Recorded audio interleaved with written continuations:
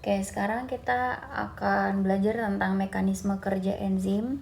Sebenarnya kelebihan enzim ini di tubuh kita adalah salah satunya adalah untuk menurunkan energi aktivasi dalam mengubah sesuatu ya. Jadi dengan adanya enzim kita bisa mengubah substrat menjadi produk, masih tetap menggunakan energi, tetapi energinya itu tidak sebesar energi yang seharusnya diberikan ya di proses tersebut. Makanya itu kelebihan enzim. Terus yang kedua, enzim ini bisa juga dipakai berkali-kali sehingga sangat efektif dan efisien ya dalam proses pengubahan substrat menjadi produk. Nah, jadi bagaimana sih akhirnya si enzim ini tuh bisa menurunkan energi aktivasi? Sebenarnya sudah dibahas di video-video sebelumnya tentang analogi kalau kita itu pengen bikin misalnya minuman gitu ya, minuman yang punya banyak bahan ya, ditempatkan di suatu tempat, terus bagaimana caranya mereka itu bisa larut ya. Misalnya ada air, kemudian ada kayak serbuk kopi, terus ada susu, ada gula di situ. Gimana caranya bisa jadi kopi susu gitu ya. Nah, caranya adalah dengan kita memberikan treatment di situ atau kita memberikan probabilitas atau kemungkinan mereka itu bisa kontak langsung gitu, sehingga kalau mereka bisa kontak langsung atau berikatan nanti bisa larut gitu ya antara air dan bahan-bahan yang terkandung di dalam air tersebut, entah misalnya di kasih suhu panas atau misalnya digerakkan gitu ya antara komponen-komponen di dalamnya, ataupun misalnya diperbesar luas permukaan dari si senyawa tersebut gitu ya. Maka itu akan bisa membuat si larutan itu bisa larut lebih cepat ya.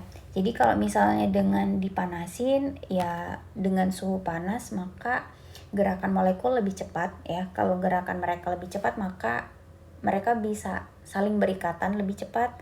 Kalau misalnya diaduk maka terjadi juga pergerakan di situ, tidak statis mereka ya. Jadi terjadi pergerakan dan mereka bisa kontak. Nah, kalau luas permukaan di sini maksudnya adalah kalau kita bandingkan dengan kita itu pakai gula batu ya dan misalnya gula pasir, pasti kita memilih gula pasir untuk biar si larutannya lebih cepat larut ya, gulanya lebih cepat larut di larutan tersebut dibandingkan gula batu, karena luas permukaan gula pasir itu lebih besar dibandingkan gula batu ya, jadi lebih larut yang luas permukaannya itu lebih besar gitu. Nah, analoginya seperti itu. Oke, setelah kita tahu bagaimana cara si enzim ini tuh bisa menurunkan energi aktivasi ya dengan analogi seperti itu, dan juga mungkin sebenarnya kita bisa lebih memahami lagi kalau kita lihat apa sih jenis mekanisme dari si enzim tersebut ya. Ada dua sebenarnya kayak jenis dari mekanismenya. Ada dua di sini. Yang paling terkenal itu adalah lock and key. Jadi umpamanya si enzim ini tuh adalah gemboknya ya, sedangkan si substrat itu adalah kuncinya.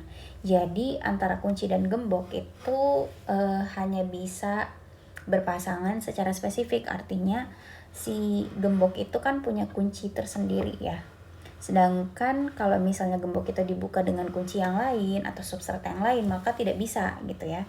Jadi misalnya ini ada satu enzim, kemudian ada pilihan 3 substrat, ada 3 pilihan substrat di sini, ada substrat 1, 2, dan 3. Nah, kalau kita lihat sisi aktifnya itu di sebelah sini itu bentuknya begini, maka mungkin kalau pakai mekanisme lock and key, substrat 1 lah yang bisa cocok dengan enzim ini, dengan sisi aktif enzim ini, sehingga nanti mereka bisa bereaksi ya, dibandingkan dengan substrat 2 dan substrat 3. Nah, teori ini sering atau masih dipakai gitu ya di mungkin buku-buku tentang teori lock and key si enzim substrat gitu ya. Padahal sebenarnya mungkin kurang tepat antara mekanisme lock and key ini, karena enzim ini tuh sisi aktifnya nggak serigid itu dan tidak sekaku itu gitu ya. Jadi sebenarnya enzim itu lebih sedikit fleksibel di sisi aktifnya, maka mekanisme lock and key walaupun masih tetap diajarkan gitu ya di beberapa buku yang sampai sekarang, tetapi tidak begitu tepat dengan keadaan enzim dan substrat yang sebenarnya gitu ya yang terjadi.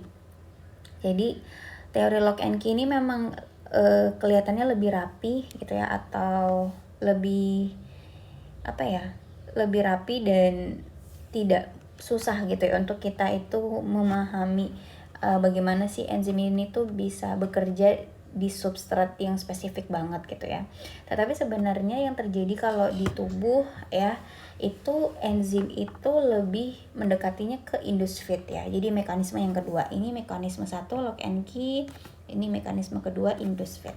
Jadi kalau mekanisme induced fit ini gambarannya adalah ketika ada enzim dan terus ada substrat ya. Walaupun kita lihat di sini sisi aktifnya dia agak lonjong gitu ya, terus substratnya ini tuh agak runcing gitu ya, seolah-olah ya. Jadi nggak begitu persis sama atau klop lah ya seperti lock and key. Mereka kemungkinan bisa bisa bergabung atau berikatan karena enzim ini sisi aktifnya itu bisa sedikit lebih lentur atau lebih fleksibel dalam mengubah sedikit bentuk sisi aktifnya agar lebih bisa pas dengan substratnya gitu ya. Jadi walaupun misalnya awalnya enzimnya itu punya sisi aktif yang sedikit berbeda dengan substratnya, akan tetapi sisi aktif enzim ini tuh masih bisa fleksibel mengubah sedikit konformitas sisi aktifnya biar nanti enzim dan substratnya ini bisa berikatan gitu. Jadi akhirnya nanti terbentuklah kompleks enzim substrat atau biasa ES di sini ya, ES gitu ya. Artinya terjadi yang namanya kontak antara sisi aktif enzim, di mana sisi aktif enzim di sini sedikit diubah biar bisa berikatan dengan substratnya. Nah, setelah itu enzimnya akan melakukan pekerjaannya. Misalnya kalau di gambar ini si substratnya itu dipecah gitu ya. Jadi nanti setelah terbentuk enzim substrat kompleks atau S kompleks, maka nanti mereka akan terpisah gitu ya, enzim dan produknya. Jadi substratnya tadi setelah di proses oleh enzim, dikatalis oleh enzim, maka nanti akan diubah ya bentukannya. Kalau di sini dia itu dipecah ya jadi dua bagian ini. Nah, setelah itu barulah mereka bisa terlepas gitu ya antara enzim dan produknya ini gitu. Dan enzim ini nanti akan bisa balik lagi ke keadaan semula atau sisi aktif yang semula tadi gitu ya, dan nanti bisa dipakai untuk substrat yang lain gitu yang jenisnya mirip dengan substrat yang pertama gitu. Nah, ini biasanya persamaannya. Jadi E plus S artinya enzim plus substrat itu kalau mereka bisa induced fit gitu ya, atau enzimnya bisa fleksibel mengubah sisi aktif, maka mereka bisa berikatan jadi ES kompleks dan nanti akan dihasilkan enzim lagi dan produk gitu.